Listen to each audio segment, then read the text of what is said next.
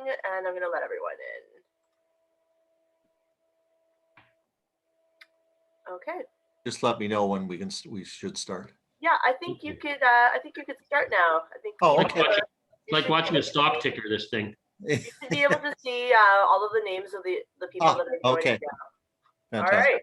Looks like we have quite the crowd. We do. 37, 38. Wow.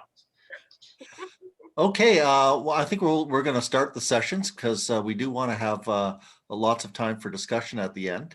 I want to welcome you to this roundtable, Envisioning the Future of the Immigrant-Serving Sector.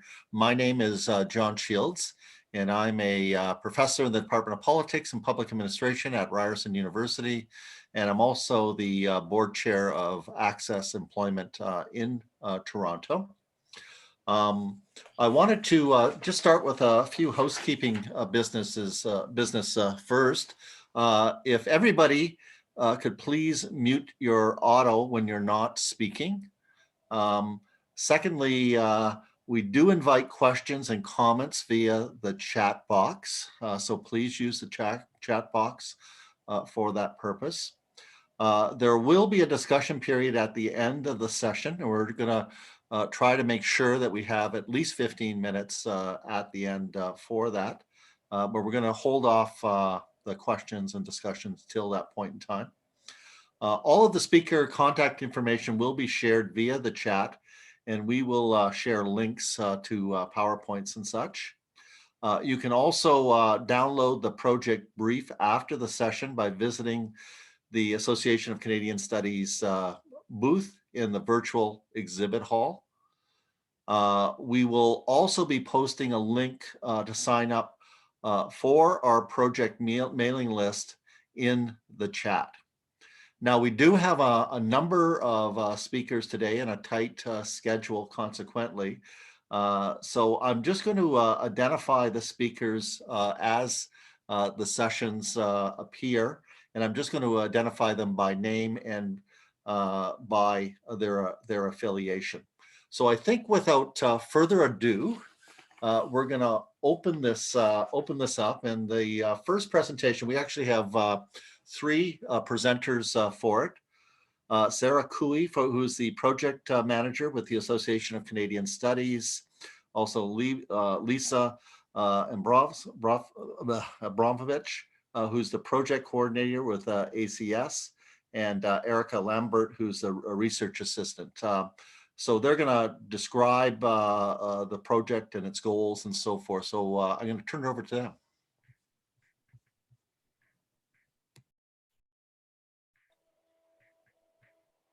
All right, I'm just going to get this presentation up in presentation mode and we'll get started. So hi, and thanks for joining our roundtable session today, everyone. Before I begin, I would just like to acknowledge that I'm giving this presentation from the unceded territories of the Musqueam, Squamish, and Tsleil-Waututh nations, and I want to thank them for their stewardship of this land since time immemorial. Today, we'll be talking about our project background, our project goals, and my colleagues Lisa and Erica will be providing you all with some highlights from a literature review that we conducted on the challenges and gaps that the settlement sector is currently facing. Maybe we could just skip over to the next slide, please. And the one after that. Thank you. So our project was developed in response to a request for proposals put out by the World Education Services Mariam Assefa Fund. Their mission is to support efforts to build a more inclusive economy for immigrants and refugees in Canada and the US so that they have the skills, knowledge, and supports they need to succeed. We are proud to be among the first Canadian grant recipients for this new fund. Next, please. So just a bit about our project background. For the next 2 years, we'll be conducting a national consultation with a variety of stakeholders from the settlement sector. We want to identify key barriers to newcomers' success and economic mobility so we can strengthen the sector to make it more responsive, collaborative, innovative, and sustainable. Next, please. We're going to be prioritizing solutions that address the sector's challenges with capacity building, innovation, collaboration, and funding models to support immigrants and refugees in obtaining better economic outcomes in Canada. We're going to be working with a variety of stakeholders that include immigrant-serving organizations, employment councils, umbrella organizations, policymakers, researchers, and people with lived experience to define and prototype potential solutions that can help make the sector more responsive to future needs. Our project will also be guided by an advisory committee with members from these groups. Next, please. We will develop a better understanding of the challenges that newcomers are experiencing and that the sector is facing through our quantitative and qualitative research. Working together with an advisory committee and the West team, we will also develop solutions based on our research findings that will help the sector support newcomers in enhancing their economic outcomes. Some of these solutions include identifying new funding models for service providing organizations that can supplement existing funding for enhanced capacity. We will be pilot testing a minimum of 2 programs in collaboration with our implementation partners, and implementation toolkits will be shared for replicability and continuation after our project funding period is over. So if your organization is interested in getting involved with this project in this way, please don't hesitate to get in touch, and we'll definitely be sharing our contact information with you at the end of this presentation. So lastly, we want to help service providing organizations increase their capacity to deliver services by facilitating networking, community building, new partnerships, and knowledge sharing so that a climate of trust without fear of competition can be built. Now, Erica will talk to you about some of the challenges and gaps that she and Lisa uncovered during a literature review that we conducted. So as Sarah mentioned, in preparation for the launch of our survey and pilot programs, we conducted a literature review to better understand the challenges, current practices, and emerging models for immigrant sector service delivery. So for the sake of brevity, these are just some of the highlights from the review. So this is a non-exhaustive list of challenges and implications for newcomers and sector workers.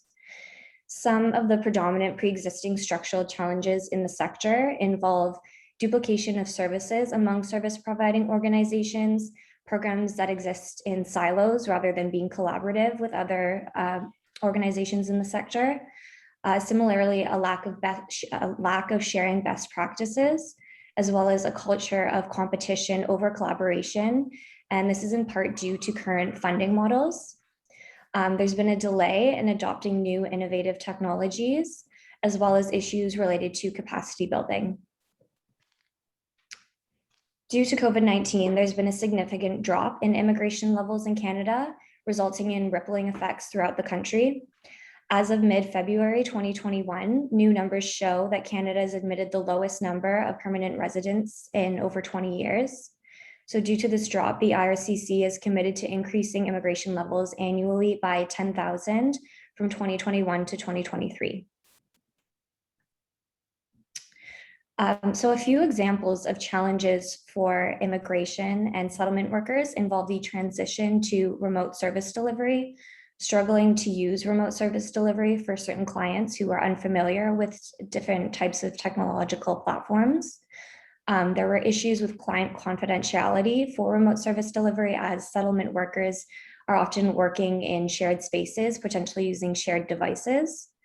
There's been decreased funding and resources due to resources being reallocated towards pandemic-specific issues, as well as generally ensuring that all clients' needs are met during this challenging time of transition. In terms of pandemic impacts on immigrants, there have been disproportionate social, health, and economic implications on certain migrant populations, such as racialized immigrants, women, and low-income earners. The pandemic has highlighted these intersectional issues, as times of crisis do tend to. Due to these intersecting inequalities, these populations have also experienced unequal access to healthcare, increases in income inequality, as well as employment in precarious working conditions. For example, seasonal agricultural workers in Canada, such as individuals working in the meatpacking industry, experience some of the highest rates of infection due to inadequate housing and working conditions.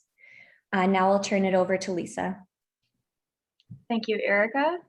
So for some more examples of the impact of COVID-19 on immigrants, we've seen that refugee protections for refugees and asylum seekers were withdrawn due to border closures. Most immigrant-owned businesses were partially or fully closed. With regards to international students, most were ineligible for CERB and just had to and had to return to their country of origin. So of course, these are just examples and highlights. We've seen increased levels of racism and xenophobia, so increased racist sentiments towards East Asian newcomers in particular. Other challenges, pre-existing, not necessarily pandemic related. There's underutilized internationally educated health professionals, so it's very obvious during a pandemic that there's this great waste of talent. It calls for a systemic shift in barriers related to certification. There are challenges integrating immigrants into the tech sector, so there are many issues related to attracting and integrating this talent, notably in British Columbia. With regards to the gig economy, which can be defined as a labor market characterized by the prevalence of short-term contracts or freelance work as opposed to permanent jobs. Newcomers tend to comprise the largest percentage of these workers in Canada. The work often includes limited labor rights, unstable working conditions, and so forth. And for internationally educated teachers, we see unequal foreign credential assessment, lack of knowledge about the Canadian system, and so forth. And it's important to note that in general, these are overlapping challenges for many internationally trained professionals seeking to work in their fields in Canada. So that's the end of our part, but I just wanted to mention, I'll be passing it over to Usman after this. But for more information on how to get involved, we'd like you to sign up for our newsletter, please, which is, you can see the URL here. We'll be circulating a survey, and we're definitely looking for respondents. We're also looking for project partners for the pilot implementation phase. And so our contact information is here if you wanted to ask us about any of these points that we've mentioned in this brief presentation. And thank you so much. I'll be stopping the share and I'll pass it over to Usman. Thank you so much, Lisa, and thank you so much for inviting me and allowing me to share my experience as a newcomer. I came to Canada around 6-7 months ago. So before I move on to talk about my personal experience, I would like to give a disclaimer that what I'm sharing perhaps might not be applicable to all the newcomers. I will reflect on my experiences and offer some insights as I go along. In order to understand the experience of a newcomer, I think it's important to understand the background and profile. Well, my journey to Canada, according to my mother, began at the age of 6 when I told her I wanted to go abroad. And when she asked me where, I told her wherever they're making these movies. But as I grow older, I realized that the way life is unfolding in Pakistan, it's like a pale mimicry of what's going on in the West. So the desire to go abroad increased in me. I was extremely fortunate. Despite being from the lower socioeconomic strata of the Pakistani society, I ended up in the best university in Pakistan. Subsequently, I got a scholarship to the United States, worked there briefly, went back home, got the best jobs available in the market. I led national level projects, served as an advisor to provincial and federal government, and I had an earning potential back home that would be enviable to most individuals my age, even in the West. I state a bit about economic potential to highlight the critical difference between being quote unquote settled and being in an economically comfortable position. Despite being economically comfortable, I did not feel settled in my own home country. So it is with this professional background that I applied for the skilled class visa through the Express Entry program. I was given the Express Entry visa with the recognition that I'm a development sector expert and more specifically a health policy analyst. After a year and a half, I got my visa. Upon getting the visa office also handed this paper to me, which included useful links. This was the first point of engagement for the Canadian government to help me with my settlement process. Although this first point of engagement where this paper was given to me was good in terms of the mechanism, which is essentially reaching out to immigrants while they are still in their home country. but the contents weren't terribly helpful. The implication was that now I have to navigate through heaps of information before I would get to the information relevant to me, while at the same time packing up everything, bidding farewell to my family, friends, and my country. Suffice to say that I did not end up using that paper. So some insights on this point of service delivery, if it is at all possible, would be to formulate a mechanism of sharing information between governments and service providers at this early stage, so that settlement time can be reduced, especially in terms of search for employment. Most immigrants, just like myself, tend to stay in their home countries after receiving the visa for a significant amount of time. So virtual counseling and career fair organized around the National Occupation Classification Codes, against which skilled immigrants were granted the visas, could prepare them for professional life in Canada and serve to manage expectations as well. This expectation management is a critical point because they are often skewed by anecdotal narratives of guaranteed forthcoming struggle and working in survival jobs. All of this is made worse by a poor understanding of the support structures and the safety nets available to immigrants once they end up in Canada. So due to this gulf in understanding, I was constantly under the stress that I won't be able to achieve my professional potential despite my educational and professional background. When I arrived in Canada, that was the middle of the pandemic. At the airport, my wife, my 10-month-old daughter, and I waited for 2.5 hours at the immigration desk. These 2.5 hours were of critical importance. And I would say that this is a missed opportunity because a lot of settlement services can be provided at this juncture. I feel like airports are a missed opportunity for beginning the settlement process for immigrants. After a month of arriving in Canada, I started understanding the system, but only through informal channels and networking. Eventually, my neighbor gave me a settlement service agency's phone number. My wife found another number from a South Asian grocery store. We called one of them, they called back and did our intake. A few days later, we called the other number and they called back and did our intake again.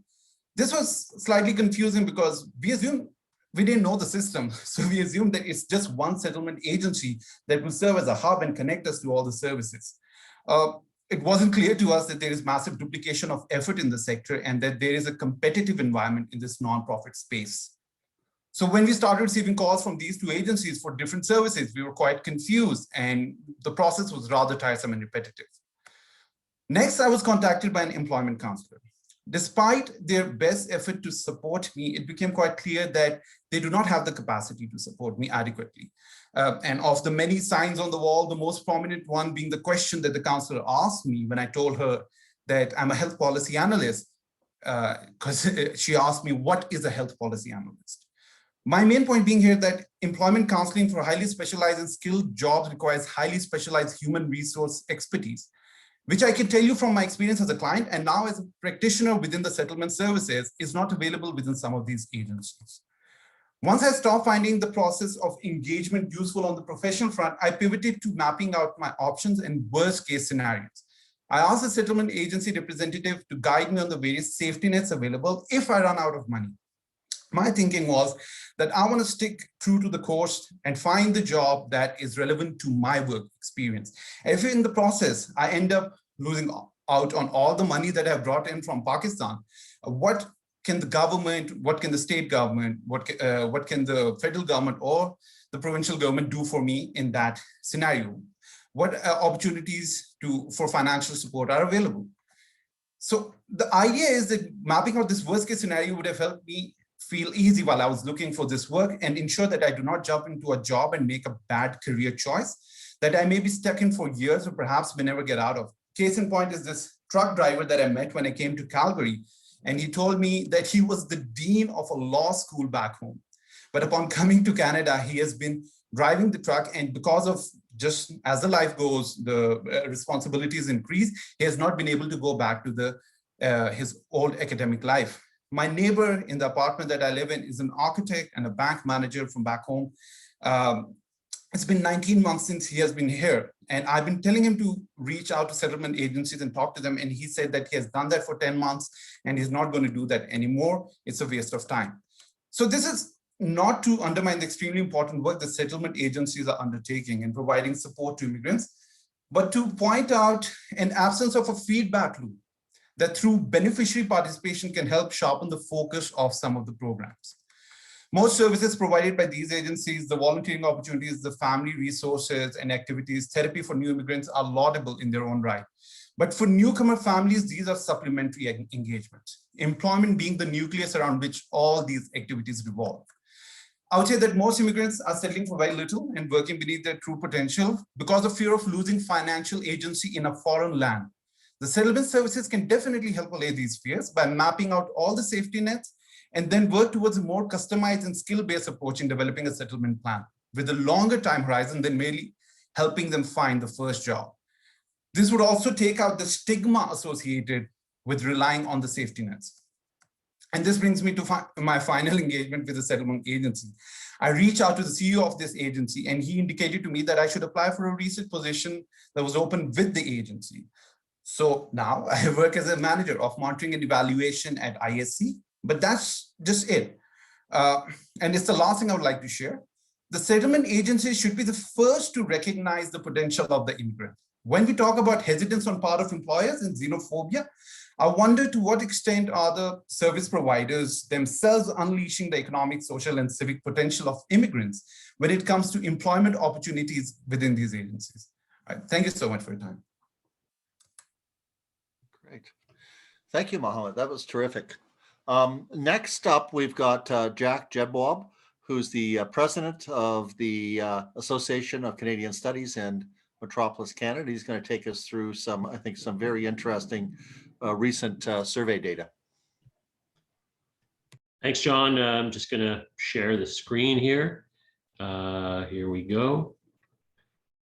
Right. So this is some preliminary data. It's the full survey isn't ready yet, although the survey's got over 2,000 respondents to this point. And the goal of the survey, which is part of a Canada, US, Mexico initiative that is looking at various issues connected to COVID-19, but within which, for purposes of this research, we added some questions about the extent to which immigrants are using are using SPO, service provider immigrant service provider organization services. Again, this is sort of the top line or broad data you're going to see, not the detailed data, which I'll be in a position to show people in the next couple of weeks when we secure the SPSS files, so we can do a more detailed drill down. So I'm going to give you the sort of short version of this and try to get through it quickly so we can get on to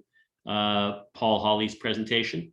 At this point, we collected 531 responses from immigrants in Canada. We also have a comparative US survey with a similar number of immigrants, but I'm going to show you the Canadian sort of highlight data shortly. It's part of a project that is a CIHR funded project, like COVID-19 differential impact on Indigenous peoples and newcomers.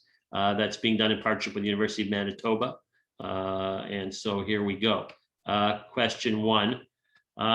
When you arrived in Canada, to use any of the following, use any services from the following organizations? And this is the list that was provided to respondents.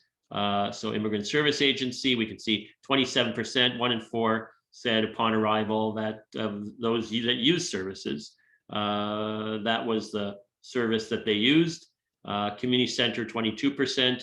None of the above, 35%. In other words, none of the above of those immigrants who arrived in 531 used any services that were available for newcomers. But again, optimally, what we want to do is break the data down by time of arrival. And while we do have the time of arrival data, I'm not in a position at this point to do the analysis that will permit us to look at the relation between the time of an immigrant arrived here and what type of service they use, but I will be in a position to do so in the next 10 days or so when the detailed data package becomes available.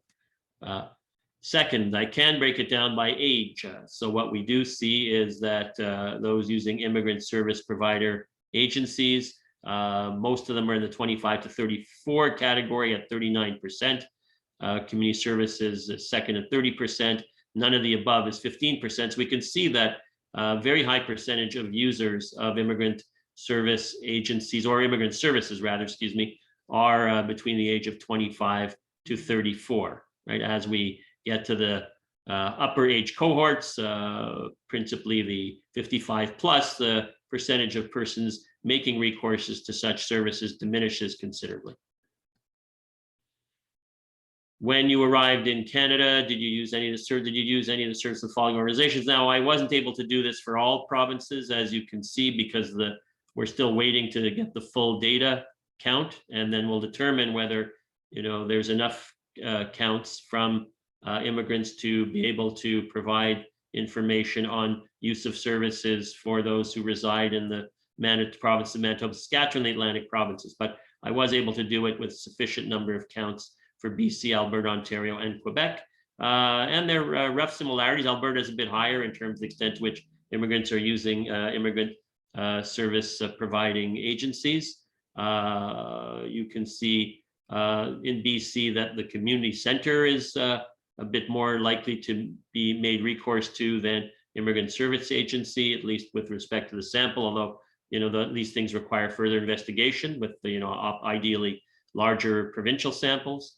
Ontario, it's immigrant servicing agencies and community centers. Now, again, we'd also have to look at the mandates of these organizations, which are often very intertwined. So some community centers have the mandate of serving immigrants, and so the distinctions between them are things that we need to investigate further. But this is what the top line results are telling us. In terms of another breakdown I was able to do with sufficient counts, it's those identifying as visible minority versus those not identifying as visible minority. And what you see here, those identifying as visible minority are far more likely to make use of services than those who are not members of visible minority communities, and more likely they're from to use a immigrant serving agency, as opposed to those in non-visible minority at 17% saying they do so, 32% immigrant servicing agency, community center also a lot higher, generally higher across all the categories, right? Except a lot of that is a function of these figures here and below, the 21-point gap in the extent to which visible minorities versus not visible minorities are making recourse to services for immigrants. Okay. Now, next. As regards the people using an immigrant servicing agency, whether they were satisfied or dissatisfied with the services, and good news on that front, I would suggest for the people immigrants using servicing agencies, immigrant service agencies, some 94% say with respect to language training, there's a high satisfaction, the overall satisfaction rate. Healthcare 95%, family supports 88%.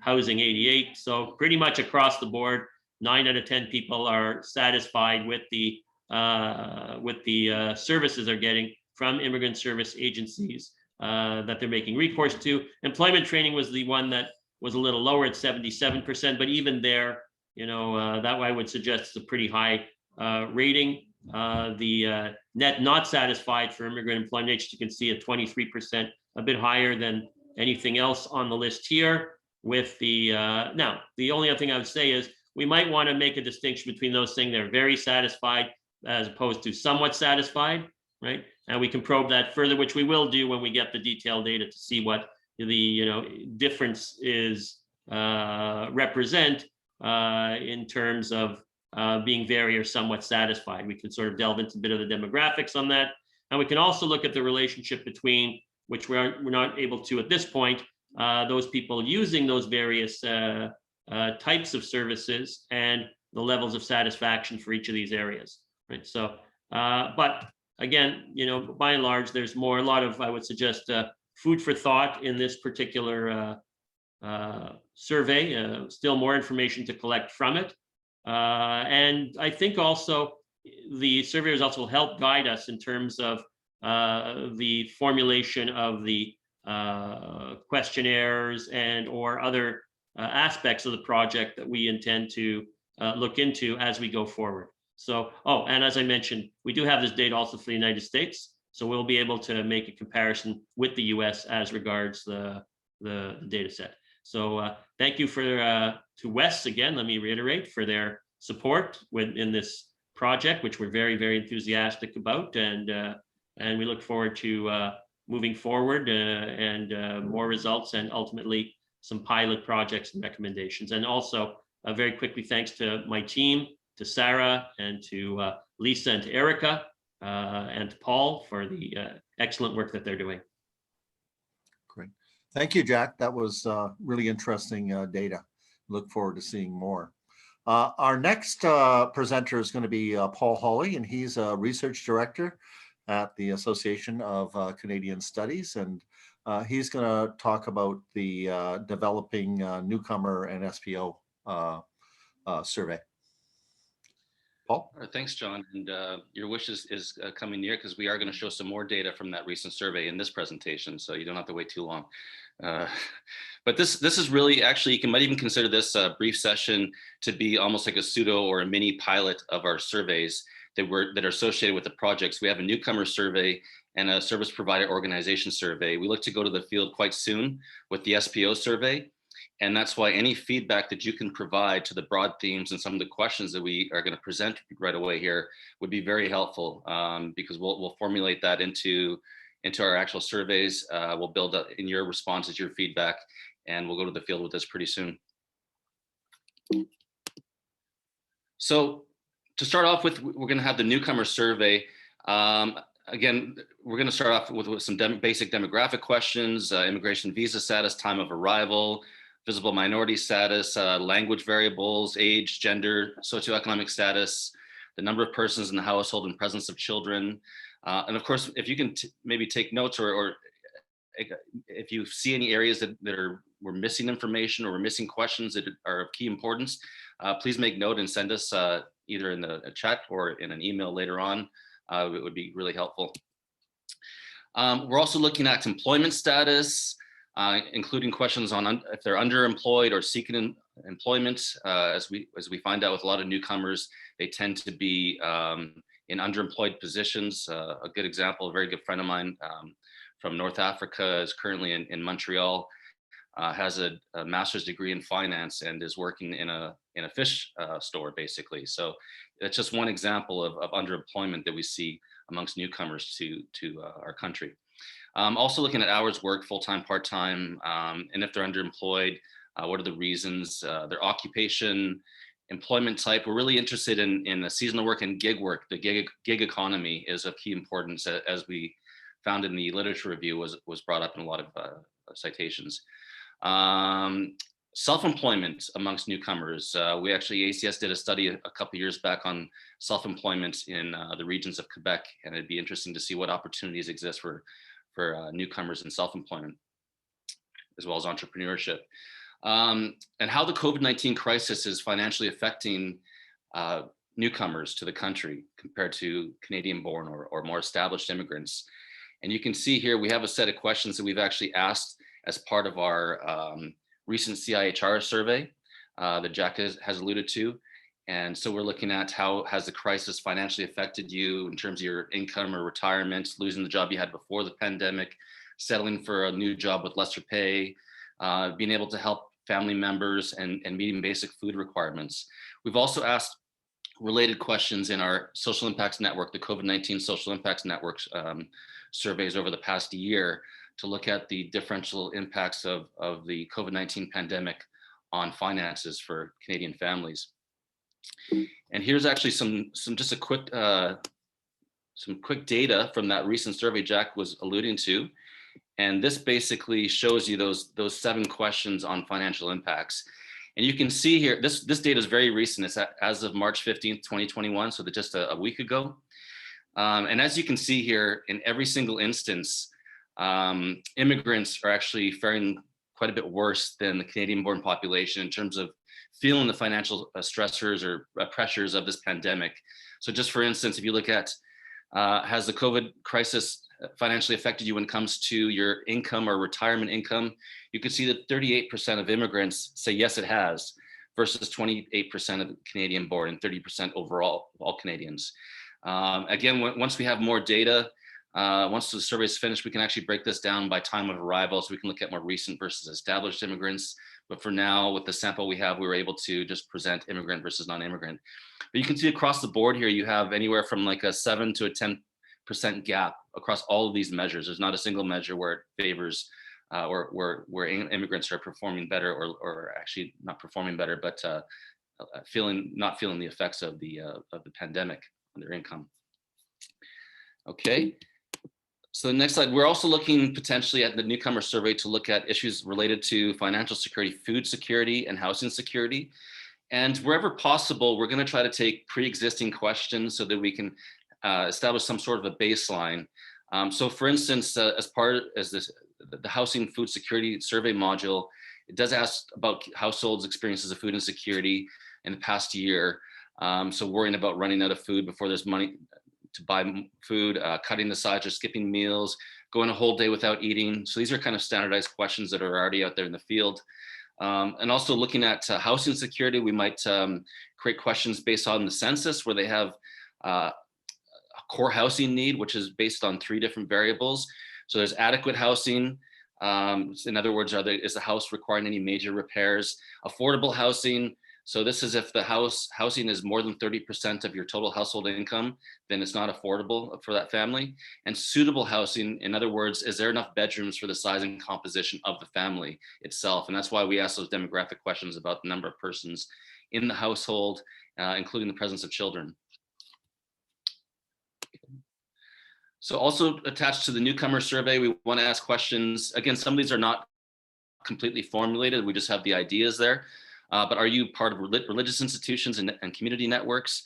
We might not actually ask them to list them or name them, but just the types of organizations in particular. And importance of identity markers. So are you strongly attached to your religious group, to your community networks, to your home country, to your province, to your community, to the nation, to Canada? So your typical attachment questions. Also priorities or areas of need. So we can ask this both from the newcomer perspective and the SPO perspective in terms of ranking the areas of most importance in terms of bridging programs, employment training, language training, healthcare services, wraparound services, and so on. Also, we're quite interested in where newcomers get their information about the services that are available to them and that are available in the community. Also, how do they trust these different sources? So whether it's information about health policy, immigration policy, general news about Canada, about COVID-19, about various training programs that are available to them, and employment opportunities and training related to employment. And if they're unable to find this information, where do they go to for help? So where's their first resource that they seek for help? And also questions about municipal library or community centers as points of access we're quite interested in. So again, related to access to services, number one, we want to know what is their awareness level of available services in their communities. A lot of times there's services they're just unaware of and they need to be directed along the right pathway. And then do you often or sometimes, rarely or never access settlement services? And we want to look at before the pandemic and after the pandemic to see how these things have changed as a result of COVID-19. And also asking them, one thing we're going to try to do is in these surveys is have a lot of fixed choice questions, but also have some open choice questions to let them explain their unique situations and get more qualitative data as a result of it. And tied to that, we'll probably have a follow-up in terms of the newcomer survey, asking them if they'd like to participate in further study, either be it through in-depth interviews or focus groups where we can really dig down into the unique experiences and try to find commonalities as well across the newcomer population in Canada. So also, how do they access services? Is it remote or is it in person? How do they get to their service delivery points, their mode of transportations? How comfortable are they with technology? And do they have access to internet and other forms of technology? And any kind of barriers or difficulties in getting services in the following areas: employment training, language training, health services, and housing. There might be some other areas that we could add to that list. So also in the newcomer survey, we'd be interested in asking questions about discrimination before and after the pandemic. We've actually, in our first wave, we're in the second wave of our CIHR study in terms of data collection. In our first wave, we did ask questions about experiences of discrimination. And we can also see other sources of information where we can get some kind of a standardized question. So the StatsCan's crowdsourcing survey back in August of 2020 did have questions on discrimination, and we see that newcomers or recent immigrants were more likely than established immigrants and Canadian-born participants to report they had experienced discrimination, as well as other groups. You can see, especially if you intersect these various identity markers, so newcomer and visible minority, you're going to have a more even amplified experience of discrimination, as we're finding, or participants with a disability or gender diverse participants were actually the most likely to experience discrimination. And women as well. So all these different types of groups, and looking at these intersecting identities and how that relates to their experiences of discrimination would be of interest. So now switching over to the SPO survey, these are the types of issues that we're interested in collecting information on from service providers in the field. So we want to know about their governance structure, their ability to adapt quickly to changing needs and priorities during the pandemic, any barriers that they see or they perceive to innovation or offering innovative services or service delivery models, funding models. How do you implement or determine your strategic vision?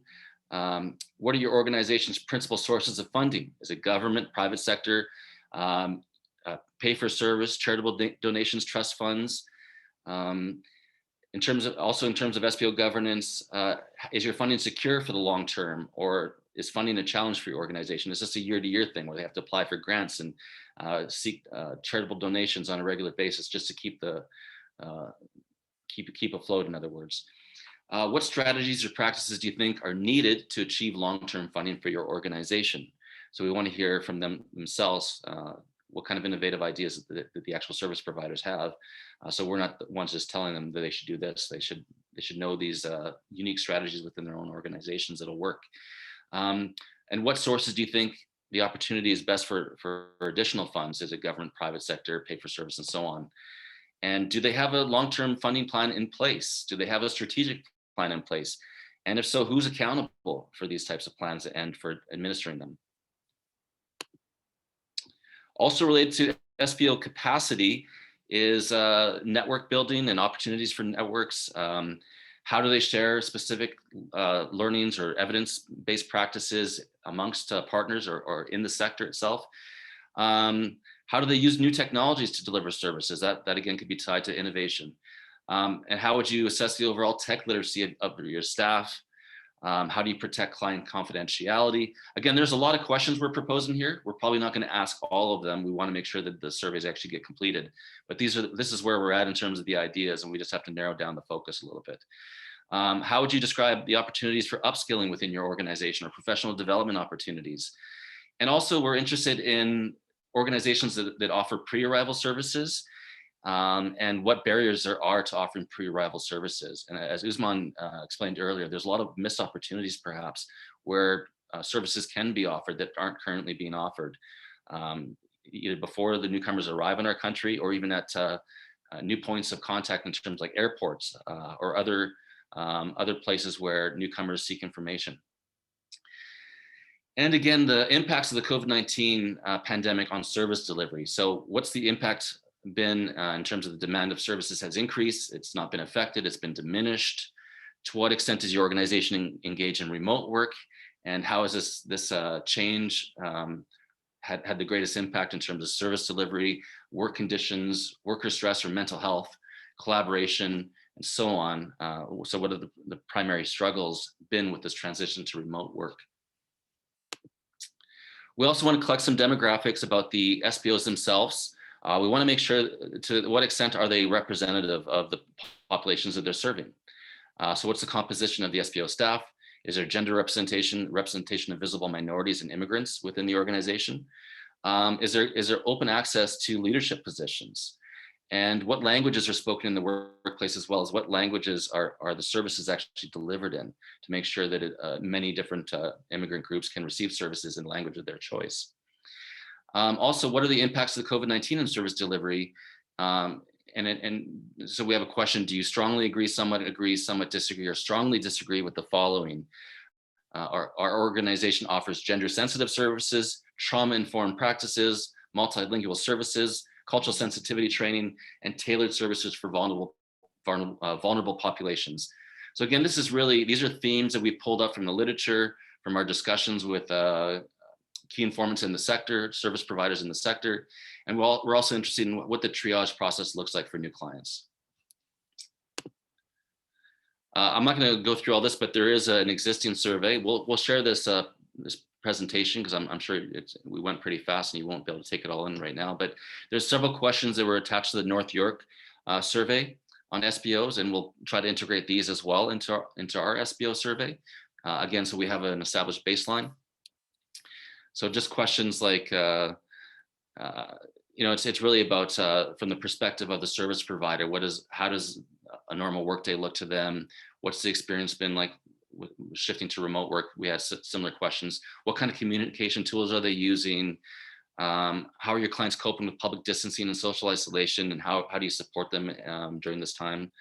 And you can see there's several questions that we could potentially integrate into our SBO survey here. And in terms of funding models, where do they get their funding from, and so on. And so that's where we're at so far. And we'd be very open to receiving any feedback that you might have. And yeah, I'll close there for now. Thanks so much, Paul. Great rundown. Obviously lots of areas that you're looking at there. Now we do also have a discussant, Vicki Sinclair, who's the executive director of the Manitoba Association of Newcomer Serving Organizations, and she's going to give us some reflections here. And then we're going to open up the floor to some questions. I've been trying to write down some of them as fast as I can from the chat board, so we should have a good deal of time left for that. Vicki. Thank you very much, John. I too was trying to write down some of the questions and made pages of notes. So much interesting information, but I know we have sort of 15 minutes and there's 133 participants. So if this was a real life roundtable, that would be a very big table. So I want people to be able to speak, but just some very brief notes as I listen to the presentations. From the first one, I really like the balance of surveying service providers and newcomers. I know there's been a lot of surveys going out, but it's so interesting to get this national perspective with such specific and kind of comprehensive questions as we saw later on, and to hear from the newcomers themselves. And I really appreciate the openness of this group to service provider and newcomer input at the early planning stages. The idea of identifying new funding options, the pilot supporting those, and the implementation toolkits. Definitely the challenges and gaps from the literature review resonated with what we see every day in the sector, especially during COVID, the intersectional issues of inequality, the credential recognition barriers. And we definitely need support with this idea of the duplication of services and having a centralized registration, which we're battling with in our own sector in Manitoba at the moment. So to hear Usman's experience as such a recent immigrant was just fascinating, and we definitely need to get more newcomer voices into our planning processes. I really appreciated you starting with the context of your education and employment background in Pakistan, and just the personal experience of being reached out to, not understanding the system. As I say, as we battle with the logistics of how we can make that work, it's great to hear from the user end and why it's so important that this is a clear system from the beginning. I saw a question come up in the chat with the pre-arrival services, asking if you'd received those. I know when pre-arrival services first came out, that was a real sticking point with us being asked. I worked in direct services then, how will you reach out to immigrants about your services? And we were saying, well, can't you tell them that we're here because you're already in touch with them? And I think things have improved, but obviously not enough if the links were not specific to your needs. People need to be matched with somebody who can work on their individual cases and really connect them into the settlement sector as soon as they arrive in a meaningful way.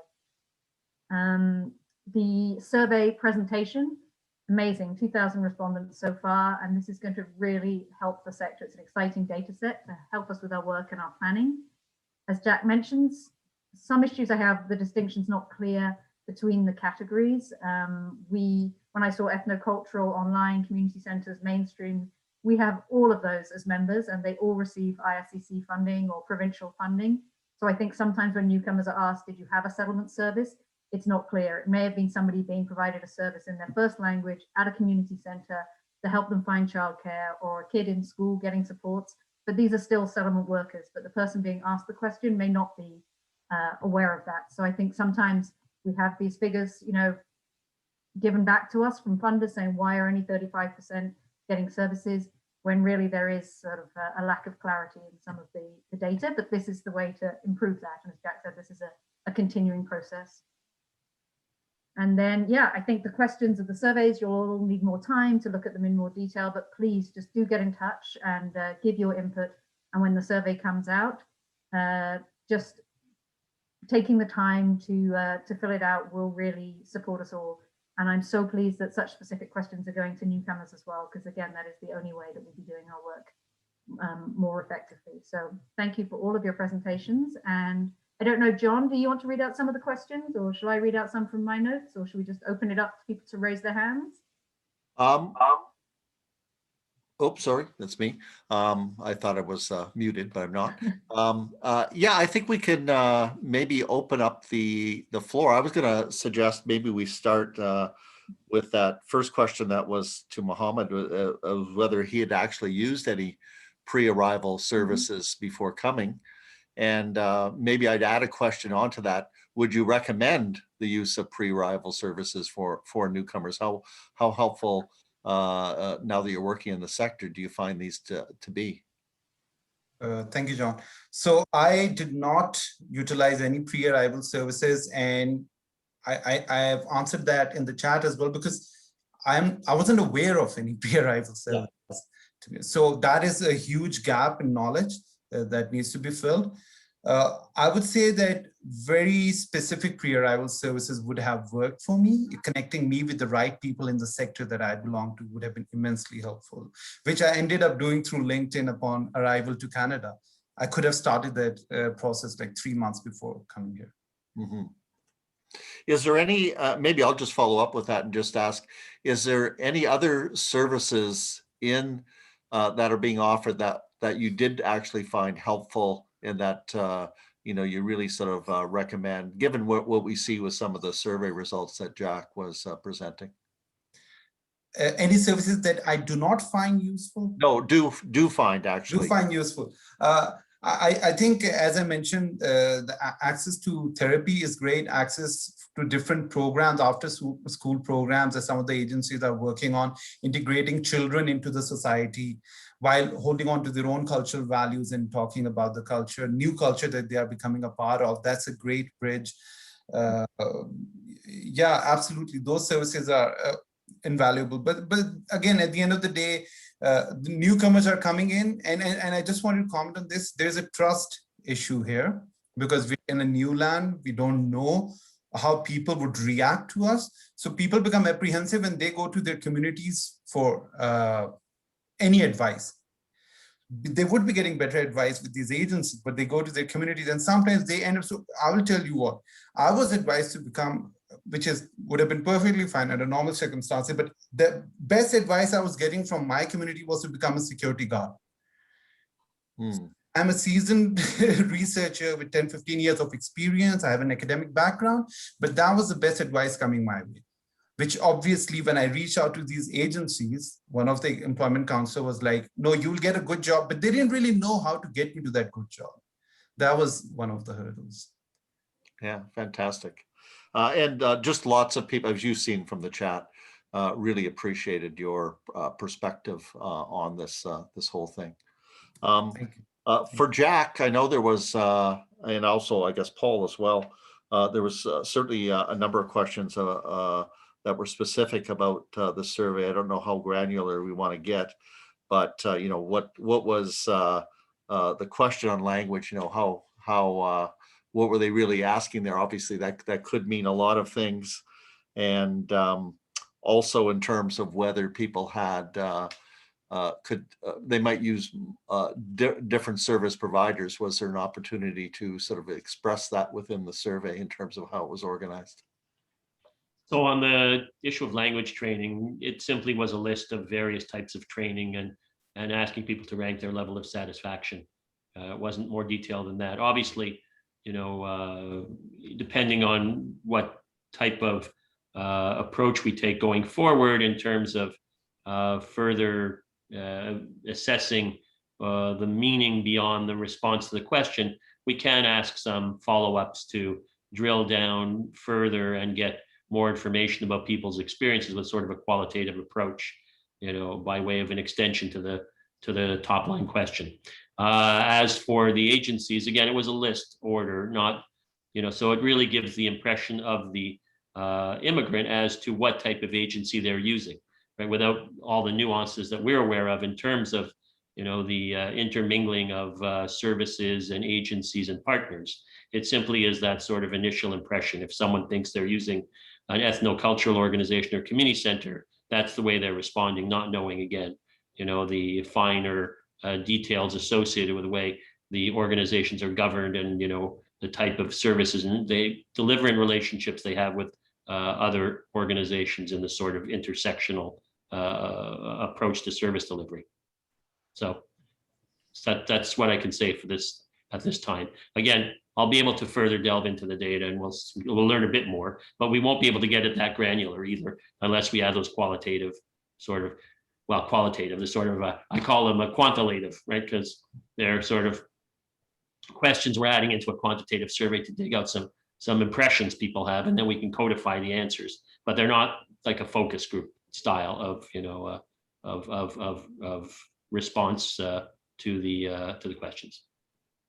And also certainly within the chat was the impact on mental health and senior isolation and women's abuse and so forth. And so I think for immigrants, well, probably for everybody, but for immigrants in particular, I think that is an area of no, we do have that data available actually, both for Canada, US, and we'll have it for Mexico, not with an immigrant sample, but for Canada, United States, we will have that data available. We actually currently have it on a preliminary basis for Canada. Paul's already had an opportunity to look at some of the data. So, yeah, that is available. But for the purpose of the presentation today, obviously, that was not what, we expected to present. And actually, Paul went a bit, beyond the call of duty, so to speak, and shared with you the economic data, that was where he distinguished immigrant and non-immigrant in terms of some of the outcomes. Right, so that which was good, but we do have that data available, and we will be rolling it out in the near future. Right, Paul? That's right. Yeah. And so one of the questions, I think an answer was provided in the chat, but everybody may not be looking at that, was when the data might be available and to whom, I guess, who will be able to access it. The answer is I think everyone. It'll just be up because it's part of a project with the of course, as West is a partner, but there's also the other project partner in parallel, which is the CIHR funded University of Manitoba Association for Canadian Studies project. And that was, we're now sort of putting the final touches on the website because we're in the second wave of the survey. There'll be 6 more waves of the survey. They won't all have those questions, to be fair. This was sort of a special segment we put into the second wave of the survey. We'll have to see going forward what we do, but it will be made available on a website, and we'll provide that information to all the metropolites, as I said, in the nearer future rather than the later future. Later future? Such a thing as a later future, I suppose. I'll just add to that, to what Jack said is we believe I think the data collection will be done at the end of the month, and we'll be rolling out data on an ongoing basis. There's going to be a lot to digest and to analyze. Part of our social impacts network will be presenting. We'll also have a lot of information on our website, of course, and we'll send out any kind of information that's available to this network. Yeah, we're rolling out so much data right now. I can't even keep up with us. Yes. Well, I think, and everybody's very hungry for the data, so this is really, really important. I think you can see from the sides of the crowd. I wonder if you might be also just able to say just a little bit about how Canada's comparing from that early data with Mexico and the US. Well, in terms of the use of immigrant service agencies, or in terms of some of the economic indicators, in terms of the use of immigrant service agencies, Canadian immigrants were much more likely to make recourse to the agencies. I don't think that's surprising. It was about a 10-point difference from what I remember, 10 or 15-point difference in terms of use of immigrant service agencies in Canada compared to the United States. In terms of some of the other economic indicators, I know, Paul, if you want to comment between the comparative Canada-US data, it's, we need to really look at it a little more carefully because we actually, although we've seen the first wave of the data, this wave focused a bit more on the economic outcomes than the first wave did. And plus a lot's changed since the first wave. So I'd rather sort of wait on that, but the data is available. I mean, I can tell you, because I did look briefly at respect for the public safety measures, and Canadians were a lot more respectful overall of the public safety measures than Americans were, even though I don't think it's anything shocking to say that, based just on what we see. But, Paul, I don't know if you want to add something, so. Yeah, we really haven't done much in terms of Canada-US comparisons yet, as we're still collecting that data for that first wave. But I showed that one slide on the financial impacts in terms of, you're going to see the same results pretty much across countries, that newcomers are the most affected in terms of the financial crisis as associated with the pandemic. We find a lot of cases, established immigrants and Canadian-born, for instance, they're relatively similar in terms of the economic impacts. There's not much differences. But it's really that newcomer population, as many of the people on this call would expect. They're the ones that are really feeling the pressures of the crisis, and that's pretty much evident in both Canada and the US. Yeah, I mean, I think the principal indicator on some of the economic data, I've been looking at it since last night, actually, for another presentation I have to make. Really, income was an important, driver of people's perceived financial, challenges. So. Whether it was immigrant or non-immigrant, if I controlled for income, that was where the real sort of distinctions were being felt. And again, if you had a lower income, higher levels of vulnerability, those are the people who have been most affected by the crisis. So it sort of deepened the impact on people who are already vulnerable. I just see that we're right at the 2:30 mark. I wanted to thank all of the panelists for your great presentations and insights, and of course for this very large audience for being part of this, and to get in and to encourage everybody to get involved with this project. One last thought I had was that, we've certainly seen that immigrants are facing a lot of adversity, and yet there seems to be some indication in some of the survey data I've been seeing that they remain very positive. So they're, at least in terms of attitude, very resilient. Yeah, no, absolutely. And even on some of the mental health issues that we've noticed in terms of immigrant, non-immigrant, despite levels of vulnerability and disproportionate effects in terms of mental health, a lot of immigrants were still sort of showing more positive sentiment than might have been expected, given some of the challenges that they're encountering, especially in those who are more vulnerable. Between the countries. Let me say also thanks to John and to Vicky for your role in this. I really appreciate it, and to his men while we're here. So thank you, everyone. Look forward to more conference.